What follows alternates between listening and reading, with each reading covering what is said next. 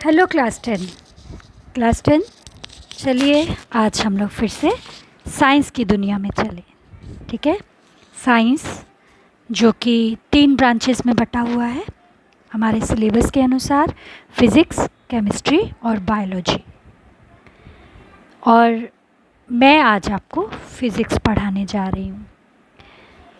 मुझे लगता है सारी साइंसेस में सबसे ब्यूटीफुल साइंस फिज़िक्स होती है। पूछो क्यों? क्योंकि ये हमें नेचर से जोड़ती है बच्चे।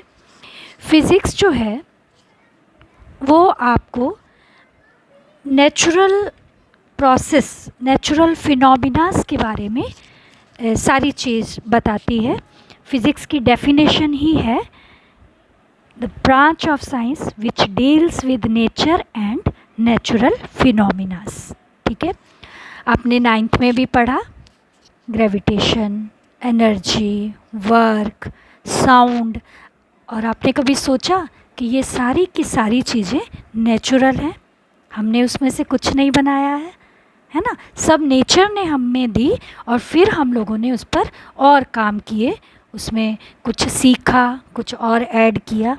तो ये हमारी फिज़िक्स है जो हमको इनफैक्ट मैं हमेशा ये मानती हूँ कि ईश्वर से जोड़ती है। मैं जब भी ग्रेविटेशन पढ़ती हूँ, जब भी सोलर सिस्टम पढ़ती हूँ या पढ़ाती हूँ, मुझे लगता है कि ईश्वर कितने महान हैं, कितनी ऐसी चीज़ें हमको दी हैं जो इंसान सोच भी नहीं सकता है। कोई सोलर सिस्टम या सन बनाने के बारे में सोच भी नहीं सकता है ना? और ईश्वर ने हमको वो गिफ्ट के रूप में दिया है। अभी कोरोना काल में आप देख रहे हो बेटा, ऑक्सीजन की कमी हो रही है सारी स्टेट्स में, और ईश्वर ने हमको भरपूर ऑक्सीजन दी हुई है पेड़ पौधों के माध्यम से। लेकिन हम लोग उसको पेड़ों को काटकर उस ऑक्सीजन को कम करते जा रहे हैं। तो नेचर जो है वो बहुत ही सुंदर है, बहुत ही बढ़िया है। उसको स्टडी करने के लिए विज्ञान की ये शाखा आपके सामने है, फिज़िक्स। और इसमें हम लोग पढ़ेंगे, आपकी जो 10th का टॉपिक है मेन, वो है लाइट, प्रकाश। बेटा याद है आपने जब फर्स्ट टाइम लाइट के बारे में सुना होगा, पढ़ा होगा बुक्स में, या मैं ये कहूँ कि जब बच्चे छोटे होते हैं शिशु अवस्था में, तो जब प्रकाश को देखते हैं, बल्ब को, लाइट को, तो कितने खुश होते हैं, है ना? यानी कि प्रकाश हमारे जीवन का सबसे अद्भुत पहलू है। उसके बिना हम देख नहीं सकते हैं, ये बात आप भी जानते हो, है ना? प्रकाश का सबसे बड़ा स्रोत जो है वो सूरज है, और सूरज के बिना हम देख नहीं सकेंगे, सृष्टि एग्जिस्ट ही नहीं करेगी। और किसी रात को अंधेरा हो जाता है, अगर प्रकाश के स्रोत ना हो तो हम कुछ भी देख नहीं पाते हैं। देखने के लिए 2 चीज़ें आवश्यक होती है, एक आँख और एक प्रकाश। तो आज हम उसी प्रकाश के बारे में पढ़ेंगे। बड़ी ही सुंदर, बड़ी ही ईश्वर की सृष्टि का सबसे अद्भुत अंग प्रकाश मुझे बहुत ही पसंद है, बहुत ही जीवन में प्रकाश है तो सब कुछ है मेरे हिसाब से, इसलिए। लेकिन बेटा मैं साइंस पढ़ाऊँगी, है ना? तो मैं थोड़ा सा प्रकाश को आपके लिए, जो सुंदर सुंदर प्रकाश, रंग बिरंगी लाइटें हैं, रंग बिरंगे कलरफुल प्रकाश हैं, उसको थोड़ा मैं कॉम्प्लिकेटेड करूँगी। लेकिन तुम लोग घबराना नहीं, ठीक है? धीरे धीरे हम लोग इसको सीखेंगे। तो मैंने सबसे पहले ये किया कि आप लोग के लिए नोट्स बनाने की प्रक्रिया शुरू की। इसको इस तरह से मत लेना कि मैं पूरे नोट्स बना के आपको दूंगी। ये मेरे सिखाने का तरीका है कि आपके नोट्स इस प्रकार होने चाहिए, ठीक है?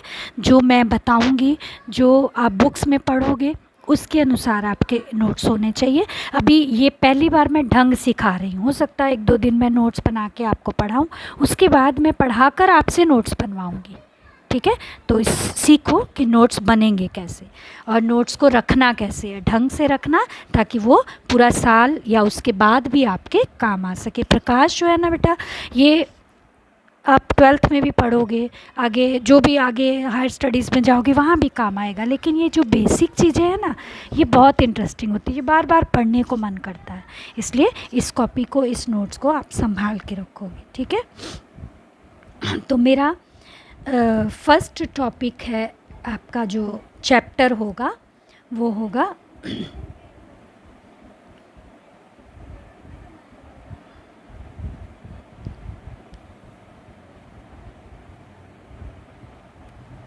प्रकाश।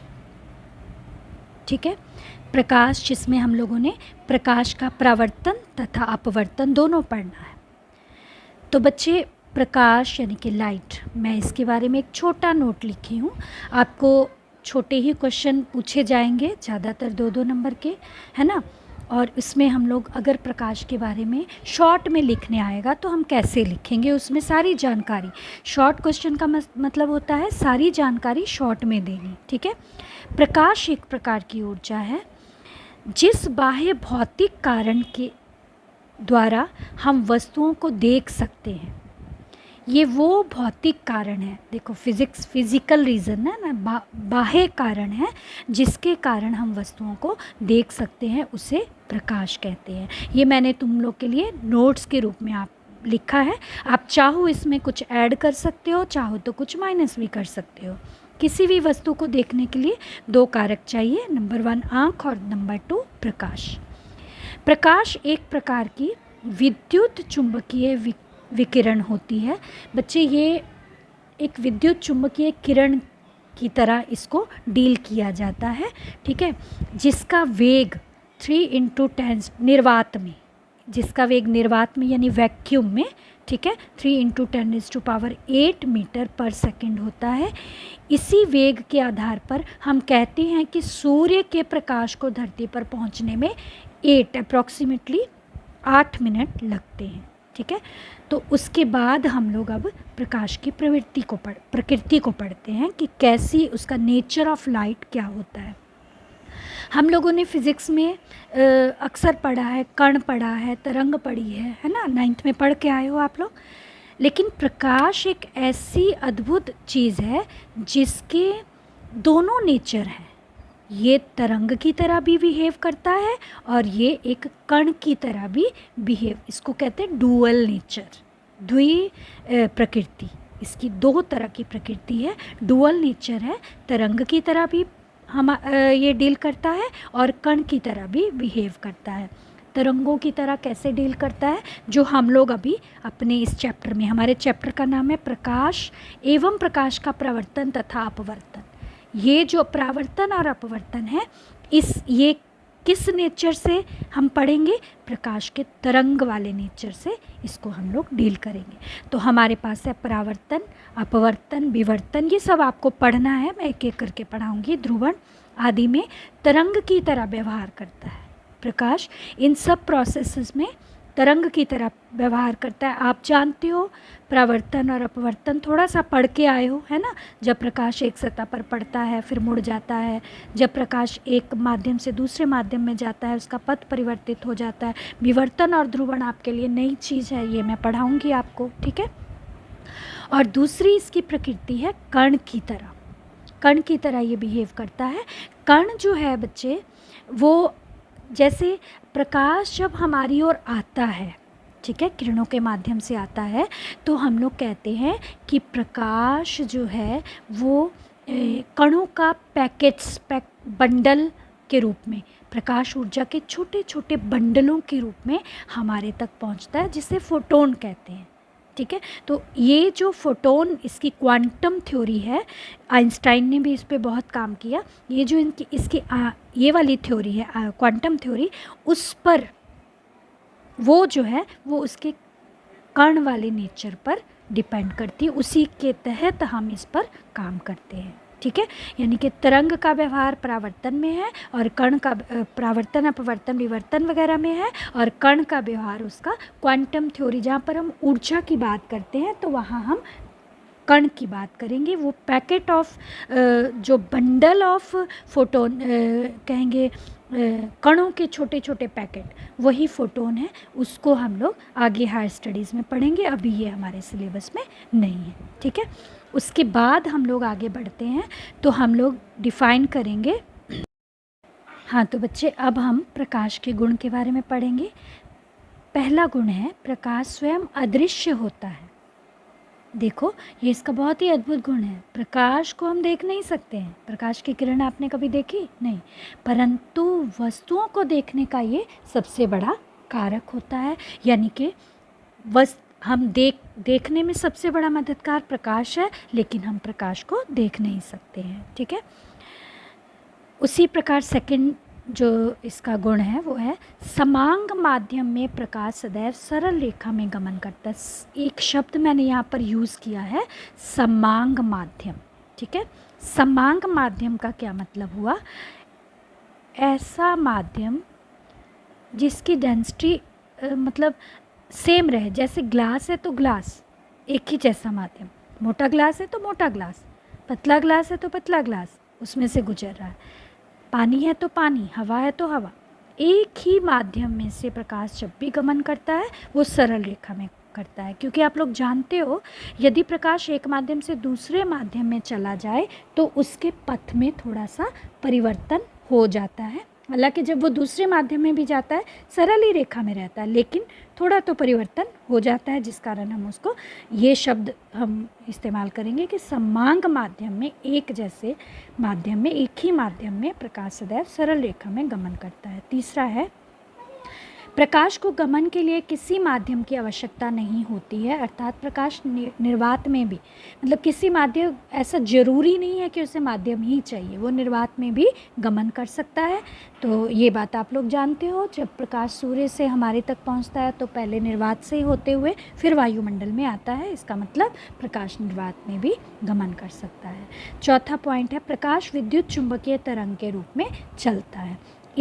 जैसा कि हम लोग जानते हैं, प्रकाश एक तरंग है, और कैसी तरंग है? विद्युत चुंबकीय तरंग।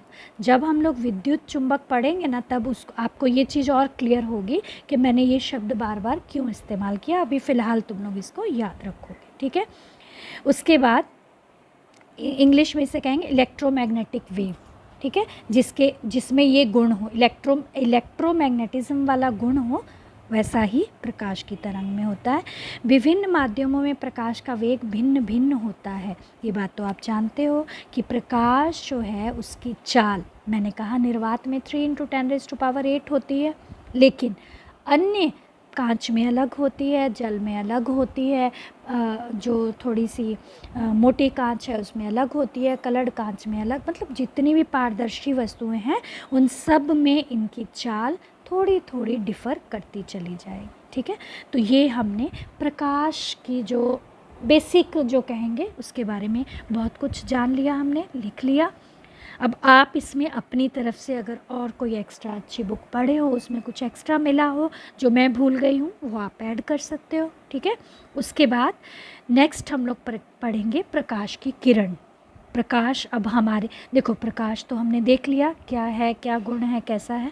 उसके बाद हम प्रकाश की किरण की बात करेंगे। प्रकाश की किरण जो है वो जब हम तो प्रकाश को किरणों के माध्यम से ही पाते हैं ना।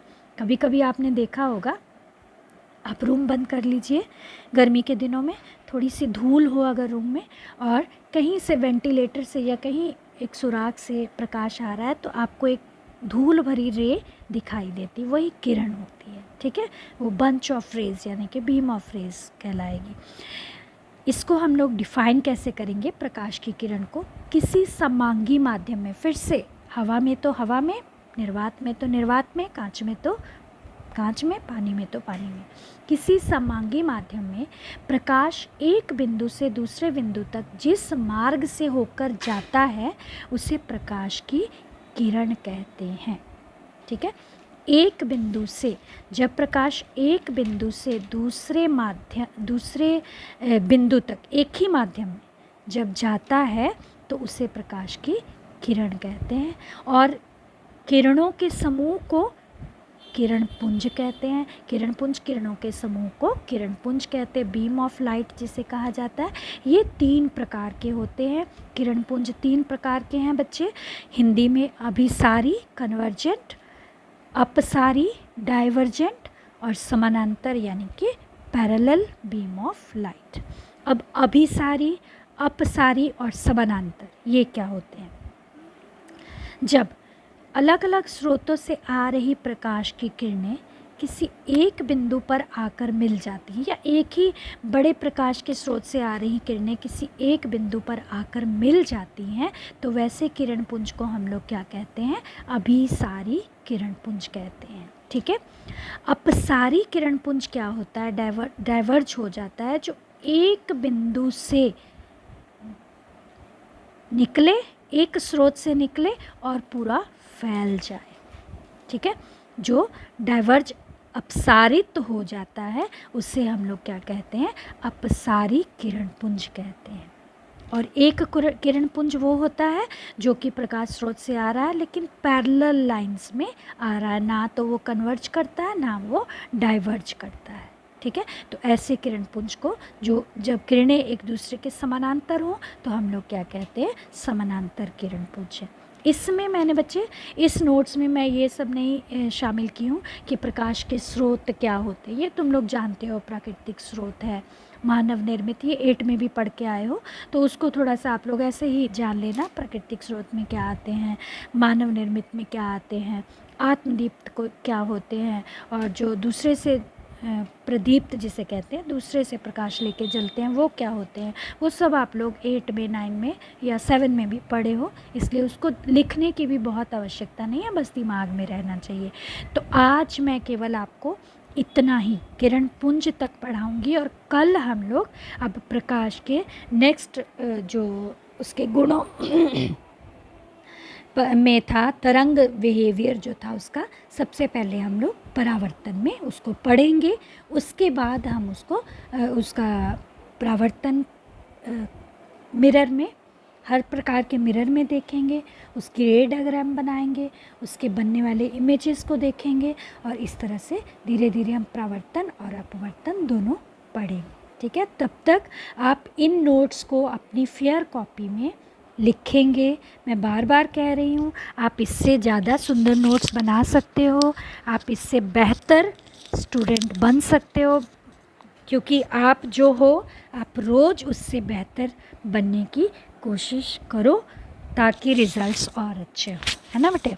क्योंकि बच्चों में, आप लोग में, यंग बच्चों में ही ये गुण है कि रोज़ अपने आप में सुधार ला सकते हैं। और जैसे नोट्स मैंने तो ऐसे ही बैठे बैठे बना दिए। ठीक है। आप लोग थोड़ी बुक्स खोजिए, इधर उधर थोड़ा सा और देखिए, आजकल तो गूगल जी महाराज है, थोड़ा उस पे जाइए और सुंदर नोट्स आप इससे बनाइए, ताकि जब मैं PDF मंगवाऊँ इस चैप्टर का तो मुझे गर्व हो कि ये मेरे बच्चों ने बनाया है। ठीक है। थैंक यू बच्चे।